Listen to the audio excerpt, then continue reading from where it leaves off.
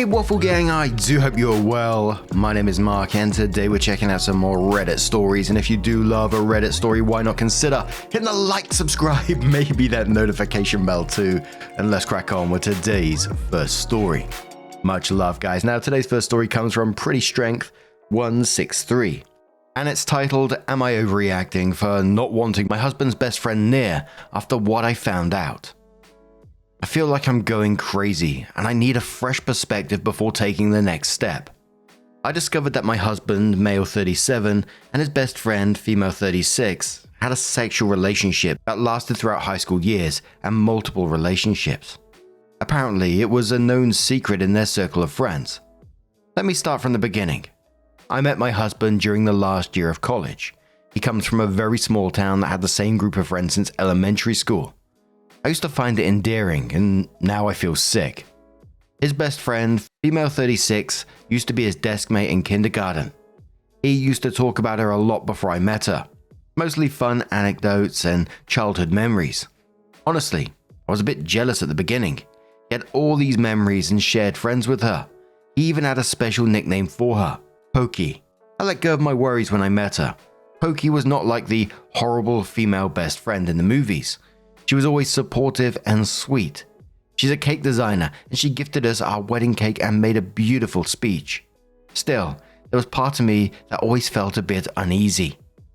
Me and my husband never really talked about past relationships, mostly because I didn't want to focus on the past. But in general, from what he let slip, he was a bit of an a-hole as a teenager.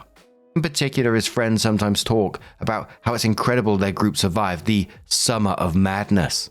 I always assumed that some kind of high school drama happened, and that was it until I discovered what it was about. I was out with one of my husband's friends' wives, Gertrude.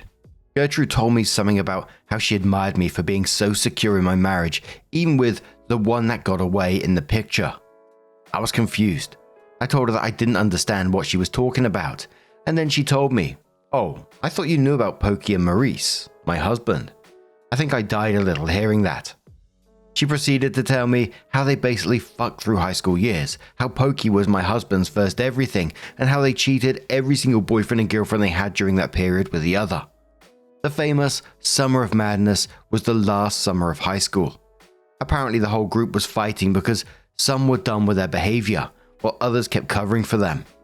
What's worse is that it all ended because Pokey put a stop to it. She chose a college kilometers away from their hometown and stopped talking to my husband for a whole year.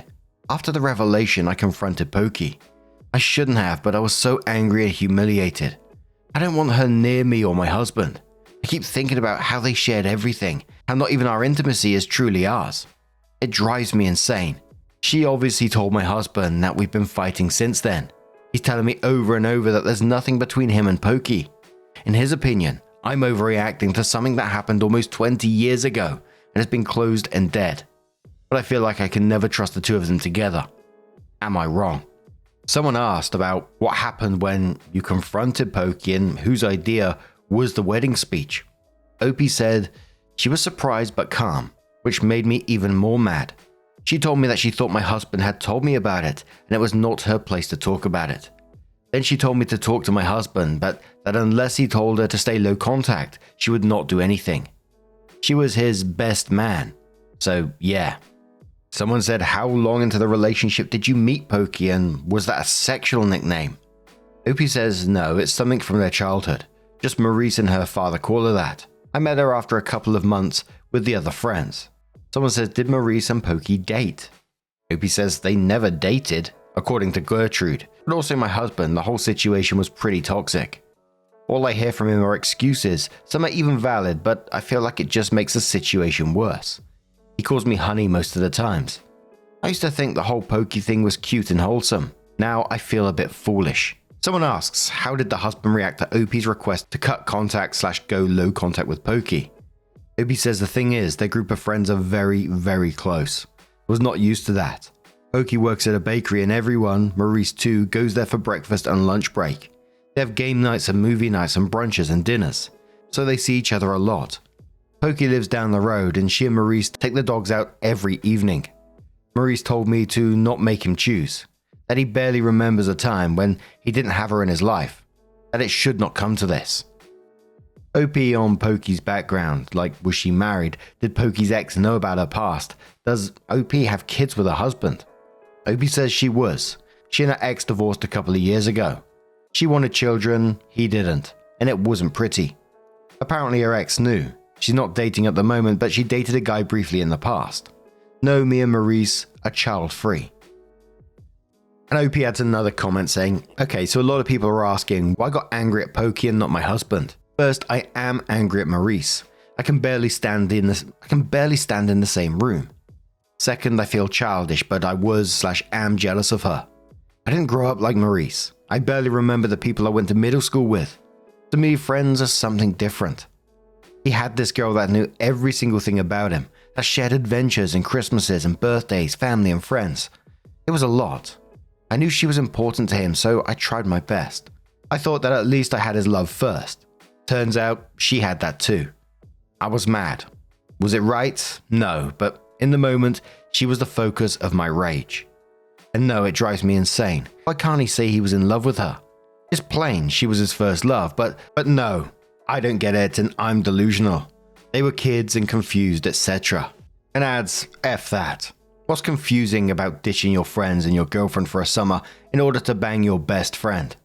Gertrude told me about the castle of lies he spun around that poor girl. I feel sick thinking about it. Nah, if I'm being totally honest, if I found out, your partner, your husband/wife had a whole secret sexual past with their best friend who's still constantly in their life, that'd play havoc with my mind as well, if I'm being totally honest. And the fact that everyone around OP knew as well makes it even that more brutal in my opinion. There's nothing quite like finding out that your husband's special nickname friend used to be his secret hookup partner. But OP came in with her first update and said, "Hi guys, first of all, thanks all for the responses, the messages and the support I got. Currently I feel like I don't really have friends I can trust, but at least I have some validation from you. There's a link to the previous post if you need it.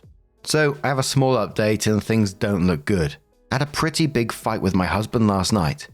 He went to the usual Friday game night. Some of you asked me about that.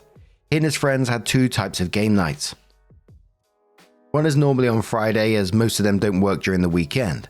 It's a group thing and they played some kind of D&D. Usually it's hosted by Andrew, male 37, who is the master of the campaign. Then there are sporadic game nights in which some of them play video games and chat. In that case, the numbers of people are variable. As I said, last night Maurice went to play D&D. I asked if Pokey would be there. He was annoyed and told me yes. I asked if he had seen her these days. He told me that he went to get coffee with some of the guys and that Thursday he went to grab lunch. I was pissed, so I raised my voice and asked, why can't you stay away from her, at least for now? He told me, and I quote, I can, but I'm not going to cater to your tantrum. I didn't do anything, so I'm not going to act like I'm guilty of something. I reiterated that I don't want her in our life now that I know, and he asked me, what do I want him to do? It's a small town and we are neighbors. All of my friends are her friends. Unless we move, we're going to have contacts. So I told him that maybe we should move. Maybe we should start over in a place where I can trust people. He told me I'm insane. That he's not going to sell his grandma's house that he loves and move somewhere away from his family and friends just because I feel insecure and to grow the fuck up. I stormed in our room and he went to his friends.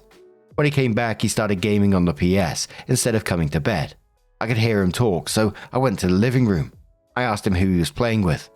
I kid you not, he was playing COD and chatting with Pokey and Andrew. He was with her just a couple of hours before. I asked him to come to bed. He told me that he had to finish the game and that he needed to vent frustration. I'm not proud of me, but I raised my voice again and said something like, can you even breathe without seeing her for 10 minutes? He didn't even look at me. He just told me, if you're going to make a scene, tell me now so I can turn off the mic. I slept in the guest room. This morning, Joachim, I went for the easiest pronunciation, there were several on there, I do apologize. A friend that works in my office came and talked to me. Apparently Maurice has told them everything Friday. He was venting. He told me that Gertrude thrives in drama and that's why she opened that can of worms. He assured me that there's nothing between Pokey and Maurice, and that the situation will become an issue just if I make it one. I asked him what he meant and he told me, you married him, you know how he is. Maurice is like emotionally dependent on Pokey or whatever. If she killed someone, he would dig a hole and help her hide the body. If you want this marriage to work, just learn to coexist. I asked him if he thinks Maurice still loves Pokey. He told me that maybe I should ask my husband because he doesn't know. At this point, I just can't let this go. I feel like a crazy paranoid woman, but I just can't let this go. I asked Gertrude out for lunch Wednesday. I begged her to tell me everything she knows because I need to know. Still, I'm scared of what I'll learn. And we do have another update to this in a moment. That bloody friend's a lot of use, and he's about as useful as a chocolate fireguard. Comes up to you and says, he was just venting and you just need to learn to coexist with Pokey. But when questioned, won't confirm or deny if he loves her. That's wild. Some of the commenters on that one says, unfortunately your husband made his choice and he chose Pokey. So now you need to make yours. It's a shame that he did this to you. He's a piece of shit and you deserve better and you will find better. Commenter 2 says, it sounds, when push comes to shove, Pokey is the relationship he values. Has he done anything to make you feel secure in this marriage, or is it just stop overreacting and having tantrums? Can you go visit friends and family out of town for a bit? Maybe some space will give you and him some perspective. He can realize what he has truly given up for a woman who rejected him years ago. Commenter says, I'm really sorry, but it's time to leave. He can stay away from her, but he won't cater to your tantrum. That right there is the nail in the coffin of your relationship. He doesn't care about your feelings. There is no way to sugarcoat that. You are not insane, but you need to get away from him. At best, this man is a liar, and at worst, a manipulative prick. And probably worse. I have no idea what the relationship with this woman is, but whatever it is, it matters more than your marriage. Time to cut and run. You're never going to be the first. He really is a piece of shit.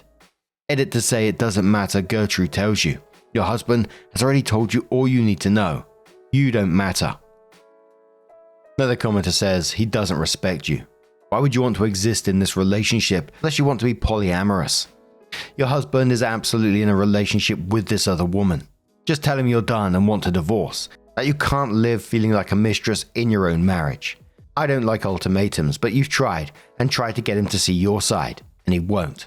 So leave. So OP comes in with their next update, which says, hello guys. First of all, thank you for the messages and the chat a lot of you sent me. Thank you for checking on me. I'm sorry I didn't reply and also for updating so late, but I needed time to think and sort myself. For those of you who are new, there's a link to my previous post if you're interested. Some of you pointed out how I was spiraling and acting kind of crazy. You were right, I was. It was hard to admit that I was doing so much damage as Maurice in the situation, and it was even harder to realize that maybe our marriage has a lot more issues than I thought. I'll start by saying that I never went to that lunch. After our fight that Friday night, my husband spent Saturday at his mother's house. She lives like 30 minutes from us with her new husband. He stayed there the whole day, and I discovered his story on Instagram that he took his 2 step-siblings to a laser game and then to dinner. He also took them to Pokey's bakery for dessert. I was livid but resigned at this point. He'd clearly said that he didn't care for my discomfort, so it's not like I was expecting much. I ignored him when he came back later that evening. I just didn't want to fight again. He came to me and told me that we should talk. When I didn't say anything, he told me that he was sorry for being an arsehole the day before, that he started to sound like his father, and he hated it, and that was the last thing he wanted for our marriage to be like the one his parents had. I told him that he dismissed my feelings, and that by still going to Pokey, he kept doing it, and that I felt completely disrespected. I tried to explain as calmly as I could how hurt I was to know that A, about their past by someone else, B, that everyone around me knew and never told me anything up until now. I explained that I felt like a stranger because our friends suddenly reminded me that they were his friends with their behavior, and that I felt like I can't trust anyone around me because no one told me the truth. Then I asked him point blank if he still loves Pokey and why he kept everything a secret. And that's when he told me the truth. And oh boy, I was not ready. Maurice basically confessed that he had loved Pokey like crazy. Let's elope, even if we're 16 and stupid level of crazy. But his parents were divorcing during that time and it was incredibly ugly and violent. And so his teenager mind decided that love was dangerous. And by having a relationship, you lose the people you love. Ergo, never have a relationship with someone important to you. In his case, Pokey. He admitted that it was stupid, but I was not exactly the smartest kid. He couldn't stay away, but he also couldn't bear to lose her if an eventual relationship would implode, so they stayed in this limbo until the summer of madness. Pokey was already pretty tired of the situation, but then she discovered that she was pregnant. It was Maurice's, because at the time she was single, and as stupid teenagers they were using protections.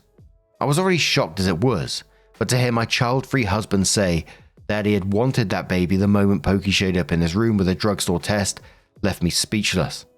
So I asked what happened, and he told me that 2 weeks after finding out she lost the baby, they were trying to come up with a way to talk to their families in his room when it happened.